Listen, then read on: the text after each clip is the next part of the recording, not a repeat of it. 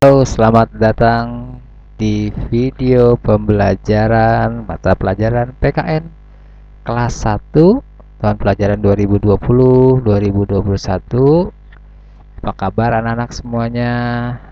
Semoga kalian semua dalam keadaan sehat walafiat ya, dan tetap semangat dalam menjalankan pembelajaran ya, walaupun menggunakan video ya, walaupun belajarnya di rumah tapi tetap semangat ya. Kita mau melanjutkan pembelajaran kita, tapi sebelumnya kita berdoa terlebih dahulu agar proses pembelajaran kita berjalan dengan baik dan lancar ya.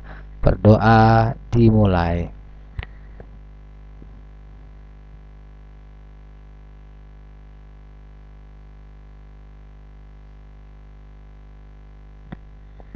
Selesai, terima kasih. Yuk kita siap-siap mau belajar.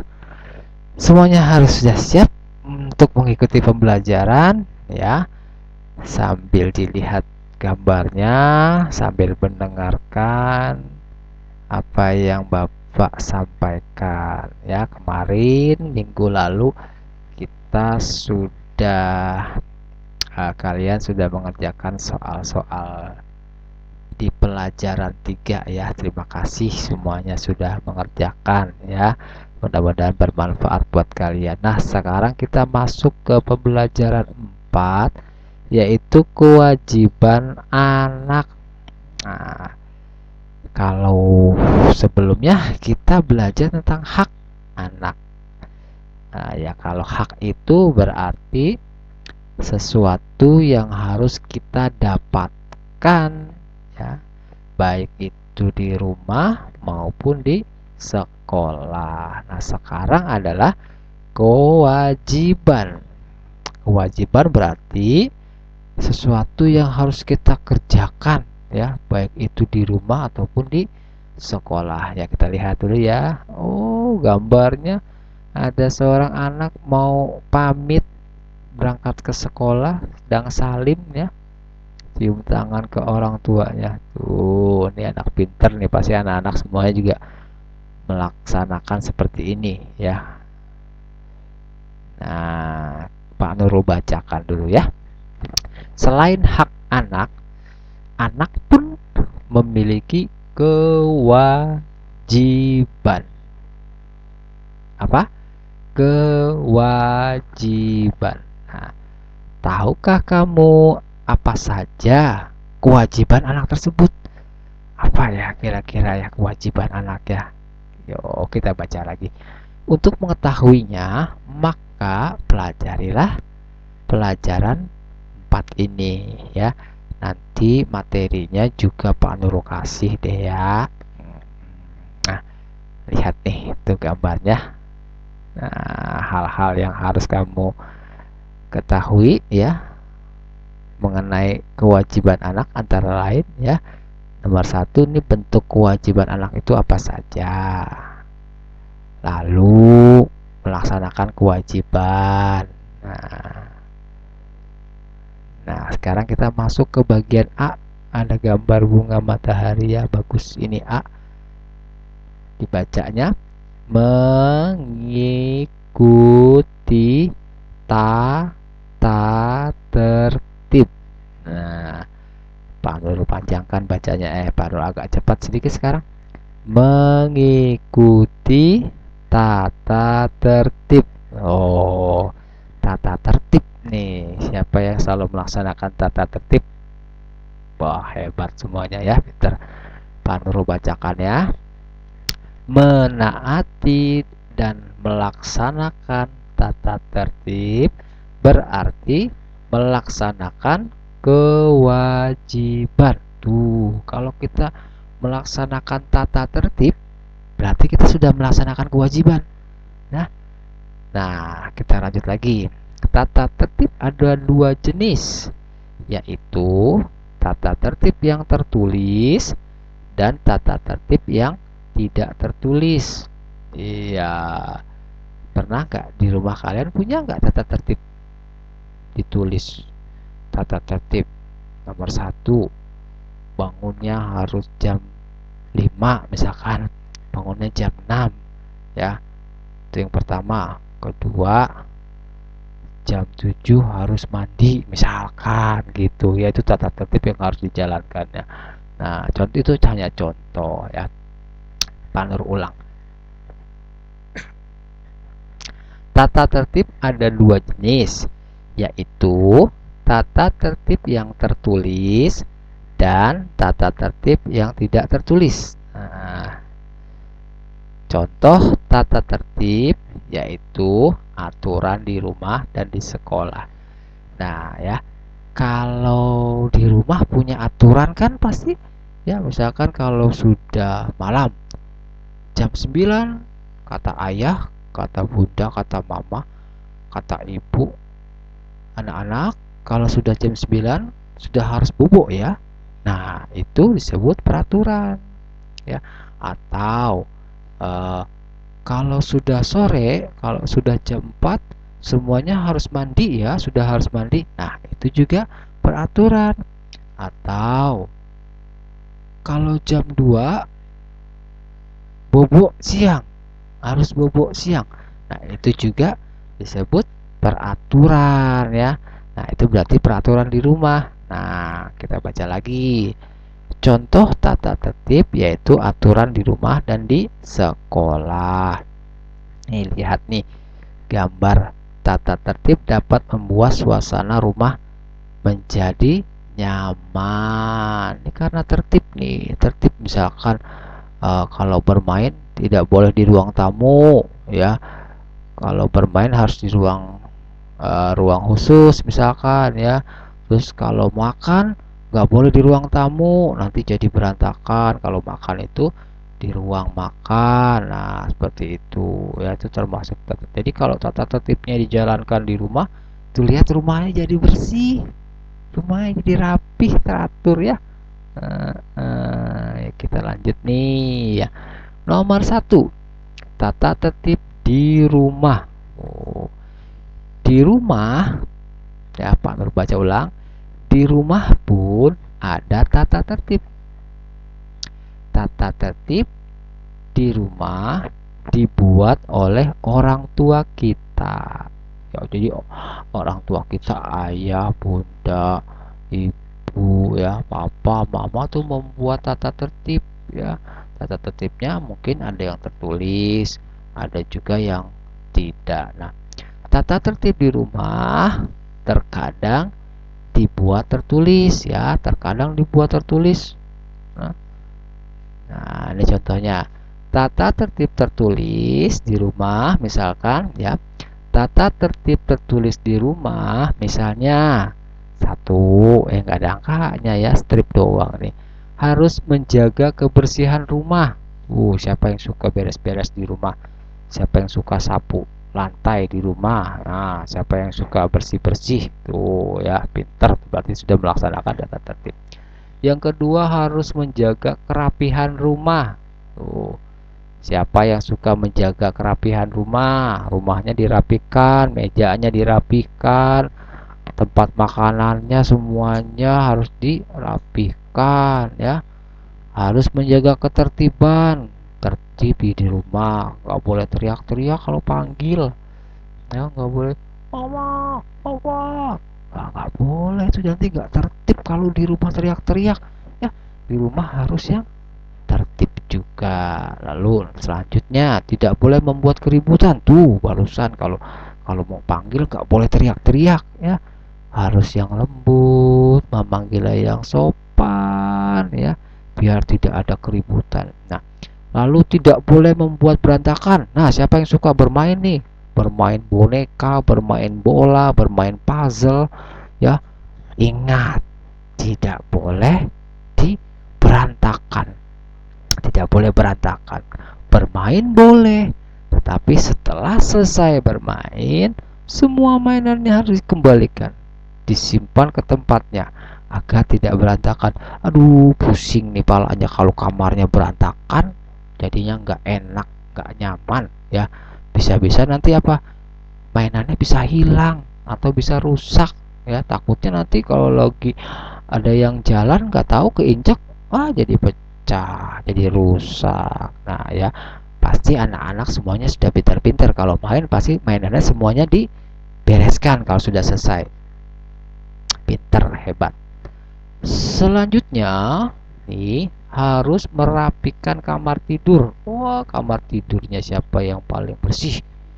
Siapa yang selalu merapikan? Kalau habis bangun tidur tuh ya, nih lihat deh besok pagi nih, kalau bangun tidur kalian bantalnya berantakan nggak? Selimutnya berantakan nggak? Nah, pasti berantakan tuh kalau bangun tidur, kalau baru bangun tidur. Nah, tugas kalian atau kewajiban kalian ya, kalau bangun tidur, iya, selimutnya belum dilipat, dilipat dulu, dilipat dulu, lalu apa namanya, bantal-bantalnya dibersihkan, ditumpuk lagi yang rapi, spraynya yang sudah kusut-kusut, yang berantakan dirapikan lagi. Kalau bisa ya, yang mudah-mudah saja. Kalau yang terlalu sulit jangan, nggak usah ya. Yang bisa, yang kalian bisa. Misalkan kan kalau menumpuk bantal kayaknya bisa ya. Kan enteng ya, bantal ditaruh, tumpuk. Nah, dirapikan lagi. Ada sapu. Lantainya disapu ya. Kalau biar apa? Biar bersih. Nah, gitu ya. Nah, Pak Nur bacakan lagi ya. Hal tersebut dilaksanakan pula oleh Budi. Ada teman kita namanya Budi. Nah, tiap hari Budi selalu menjaga kebersihan rumahnya. Rumahnya Budi ini selalu dijaga kebersihannya. Si Budi ini nggak pernah buang sampah sembarangan. Ya, kalau makan, dia makannya itu selalu di ruang makan. Ya, kalau dia bermain selalu di tempat bermain. Nah, ya, terus kalau dia habis makan, biasanya piringnya suka dibawa ke dapur, ya, biar gak mejanya tuh gak berantakan semuanya. Dia pinter selalu menjaga kebersihan rumahnya ya. Nah, Budi rajin menyapu. Sama ya seperti kalian nih, rajin menyapu di rumah dan mengepel lantai rumahnya. Ia pun tidak lupa merapikan kamar tidurnya. Lihat nih, aku sedang melaksanakan tata tertib di rumah. Tata tertibnya berarti harus menjaga kebersihan tuh. Ada sampah-sampahnya, mungkin Budi tadi habis gunting-gunting kali ya, atau ada daun, ini disapu. Setelah disapu lalu dibersihkan, dipel. Nah, ya. Nah, yaitu menjaga kebersihan rumah. Tuh, lihat tuh. Mungkin kalian bisa melakukannya di rumah ya, sebagai pembiasaan agar kalian terbiasa dengan hidup bersih ya, karena hidup bersih itu bisa menyehatkan badan juga ya, enak nantinya belajarnya juga. Nah, Budi menaati tata tertib. Ia anak yang disiplin. Tata tertib di rumah ada pula yang tidak tertulis. Nah, ada yang nggak tertulis ya, biasanya ditegaskan dengan lisan. Misalkan, nah, lisan itu berarti orang tua menyampaikan ya, tapi dia tidak menulis, hanya menyampaikan melalui ucapan. Nah, namanya lisan ya. Jadi kalau apa yang dibicarakan itu disebut lisan. Nah, misalnya menghormati orang yang lebih tua. Kalau yang sama yang lebih tua harus lebih hormat ya, kita hormat. Misalkan sama kakak, manggil jangan jangan namanya saja, harus panggil kakak ya. Terus ada misalkan mau panggil abang ya, mau panggil mas ya, atau mau panggil om, tante gitu ya. Jangan panggil namanya begitu saja, nanti jadi tidak menghormati ya. Lalu tidak boleh berbuat nakal. Nah, itu dia, di mana-mana kita tidak boleh nakal ya, harus yang baik, jadi anak yang baik. Harus menjaga kesopanan tuh ya, kesopanan. Misalkan kalau mau lewat, permisi. Lalu misalkan kalau berbicara harus yang baik, tidak boleh teriak-teriak ya. Pokoknya itu disebut dengan kesopanan. Banyak ya nanti kalau seumpama misalkan kalian itu kalau makan di kursinya kakinya suka diangkat nggak? Nah, biasanya kalau suka diangkat, nanti orang tua kalian bilang, ayo duduknya yang baik, tidak sopan. Nah, sekarang gitu ya. atau juga teriak-teriak di dalam rumah, itu juga tidak sopan, manggil-manggil ya misalkan ya. Lalu menghargai pendapat anggota keluarga ya, misalkan kakaknya sedang "Ma, besok kita mau makan ayam goreng ya." Itu berarti pendapatnya anggota keluarga. Kamu juga, "Oh iya, gak apa-apa, kakak besok gantian makan apa masak ayam goreng, nanti aku gilirannya hari apa ya masak ini." Nah, jadi saling menghormati, saling menghargai pendapat anggota keluarga. Nah, tata tertib tersebut dilaksanakan pula oleh Irma ya. Irma selalu patuh dan hormat kepada orang tuanya. Ia selalu mencium tangan ibunya saat berpamitan pergi ke sekolah. Tuh lihat, ibunya bilang, "Belajar yang rajin ya, hati-hati di jalan. Aku pamit pergi sekolah, Bu. Doakan aku selamat." Nah, ini salah satu contohnya ya, berpamitan ya. Tapi kan kalau sekarang sedang pandemi ya, belajarnya di rumah. Jadi minta doanya, "Bu, aku mau belajar nih pakai video pembelajaran ya, doain ya biar bisa ilmunya bermanfaat." Nah, seperti itu ya. Oke, kita lanjut ya dikit lagi ya. Di rumah dan di sekolah, Irma selalu berperilaku sopan dan santun. Irma pun selalu hidup rukun dengan keluarga dan tetangganya. Nah, Irma selalu menaati tata tertib. Tuh. Tata tertib di rumah harus ditaati oleh semua anggota keluarga di rumah. Ya, semua anggota keluarga itu ada ayah, ibu, kakak, adik. Itu namanya anggota keluarga dan semuanya harus menaati tata tertib. Nah, menaati tata tertib di rumah adalah kewajiban bagi semua penghuni rumah. Nah, sampai di sini dulu pembelajaran kita mengenai kewajiban ya. Kewajibannya pertama ini kita menjalankan tata tertib di rumah.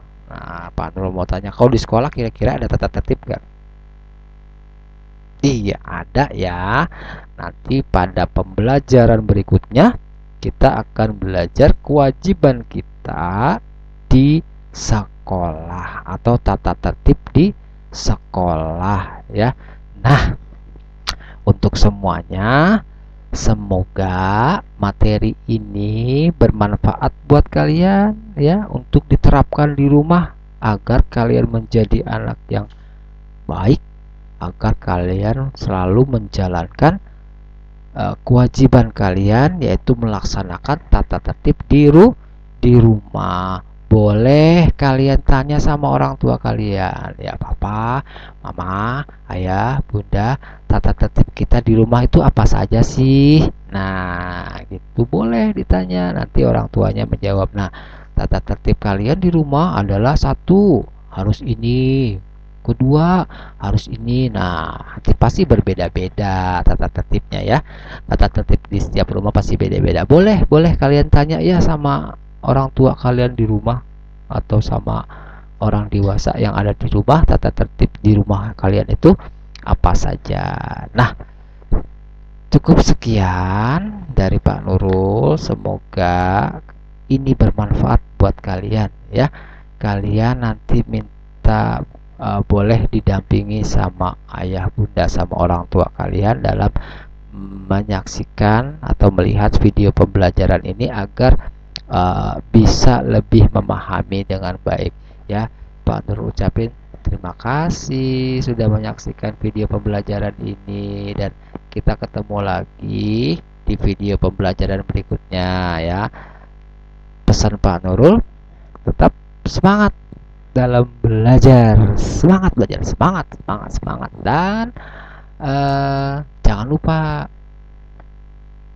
harus menjalankan protokol kesehatan kalau mau keluar rumah. Tapi lebih aman kalian di rumah, stay at home saja karena itu akan lebih aman ya. Kalau mau keluar ya terpaksa, kalau memang harus keluar ya jangan lupa pakai masker ya, jaga jarak dengan orang, jangan berkerumun di tempat-tempat keramaian ya, karena nih banyak virus di luar sana ya. Itu pesan Pak Nur ya. Semoga kalian semua dalam keadaan sehat walafiat ya. Terima kasih. Kita ketemu lagi di video pembelajaran berikutnya. Dadah.